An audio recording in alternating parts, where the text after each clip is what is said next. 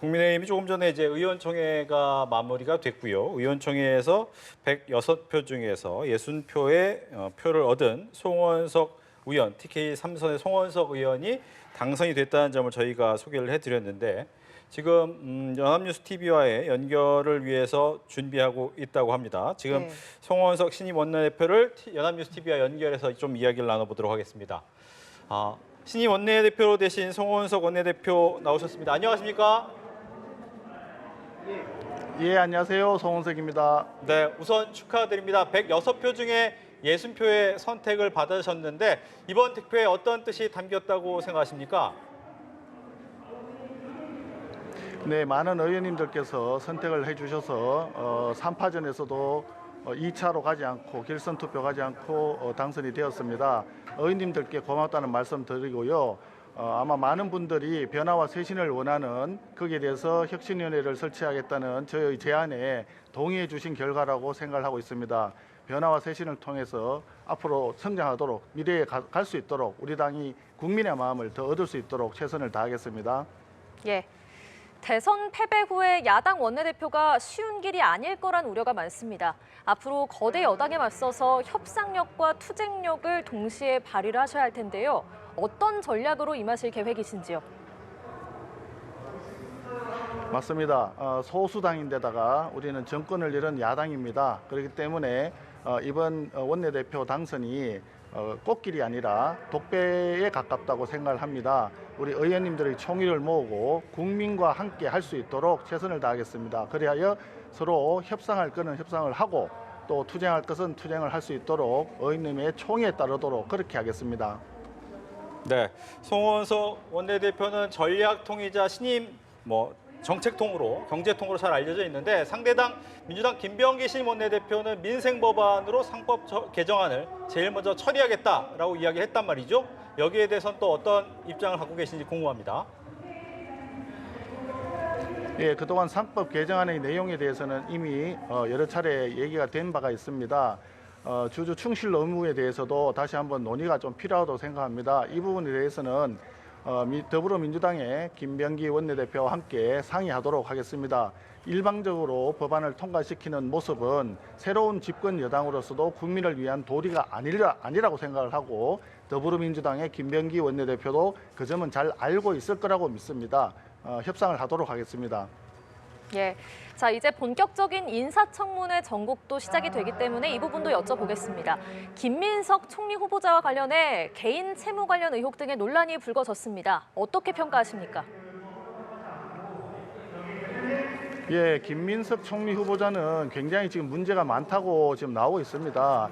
청와대 문제만 해도 자기가 한국에서 활동하고 있는 시기에 석사학위를 땄다고 하는데 그런 문제가 심각하고요. 특히 개인 채무와 관련해서는 그분이 정치자금법 문제로 해가지고 이미 유죄 판결도 한번 났던 분이라고 알려져 있습니다. 그런 상황에서 다시 채무를 하고 채무 관계가 있고 이런 부분은 국민들의 시각에서는 도저히 이해가 안 될 거라고 봅니다. 거기다가 재산 정식 과정도 지난 몇 년간 늘어난 재산이 단순히 우리 의원의 세비로는 설명하기 어려운 부분이 있다고 합니다. 이런 부분들에 대해서는 국민들께 소상히 밝히는 게 먼저 선순위로 해야 될 도리다 생각을 하고요. 김민석 후보자를 지명한 이재명 대통령도 지명 철회라든지 이런 부분에 대해서 미리 고민을 해 두시는 게 좋지 않겠나 이렇게 생각을 합니다. 네. 대선 패배 이후 당을 수습하는 막중한 과제도 안게 되셨습니다. 당의 쇄신, 변화, 혁신 필요성을 이야기하셨는데 김용태 비대위원장이 제안한 탄핵 반대 당론, 즉 탄핵의 강을 어떻게 넘어야 될까요? 네, 그 부분과 관련해서 오늘 김성원 후보나 또 이현성 후보와 함께 토론회 과정에서도 얘기가 나왔습니다만은 저는 혁신추진위원회를 당내에 구성을 해서 김용태 비대위원장이 제시한 그런 혁신안을 포함을 해서 우리 당이 가야 할 혁신의 방향과 절차에 대해서 논의를 하기를 제안을 했습니다. 아마 거기서 김용태 비대위원장이 제안한 내용도 실현 여부에 대해서 충분히 논의를 해서 우리 당 내에 또는 원 내에 당 밖에 있는 모든 분들의 의견을 좀 잘 들어서 처리가 되지 않을까 이렇게 생각합니다. 쇄신을 해야 된다는 취지와 기본 방향에 대해서는 다들 동의하는 것으로 알고 있습니다. 예, 김용태 비대위원장의 임기가 현재 6월 말까지로 돼 있습니다. 송 원내대표께서는 조속한 전당대회 개최의 필요성을 앞서 언급을 하셨는데 김용태 비대위원장의 임기를 그때까지 연장하는 방안에 대해서는 어떻게 보십니까? 예, 그 비대위원장의 임기는 6월 말로 마무리가 되는 걸로 되어 있고 김용태 비대위원장 스스로 임기가 6월 말이라는 점을 밝힌 바가 있습니다. 그런데 이걸 한 번 더 연장을 하려면 전국위원회에서 의결을 해야 됩니다. 그래서 전국위원회와 협의가 필요한 부분이고 원내대표가 이 부분에 대해서 임기를 연장한다 내지는 새로운 비대위를 간다라든지 하는 것을 지금 말씀드리는 것은 조금 적절하지 않은 것 같습니다. 이 부분도 진작에 제가 밝혔듯이 의원님들과 우리 당원들의 뜻을 총의를 모아서 결정하도록 하겠습니다. 네, 마지막으로 야당 원내 사령타 입장에서 이재명 대통령 또 여당에 대해서 하고 싶은 말씀이 있다면 어떤 게 있습니까? 예, 집권 여당은 무엇보다도 민생이 중요하다고 생각을 합니다.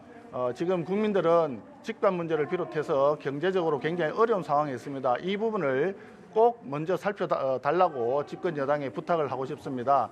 이런 상황인데 야당을 죽이기 위한 어떤 그런 특검법을 먼저 일방적으로 통과를 시키고 또 밤 11시가 넘은 시각에 대통령이 재가를 해서 특검을 임명하고 하는 것들은 일반 국민들이 보는 시각에서는 정치 보복하지 않겠다고 약속을 했는데 사실상 그 약속을 깬 거 아니냐 이렇게 보여지기 십상입니다.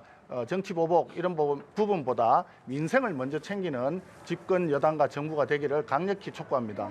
예, 신임 원내대표로 선출되신 것 다시 한번 축하를 드리고요. 귀한 시간 내주셔서 고맙습니다. 네, 감사합니다.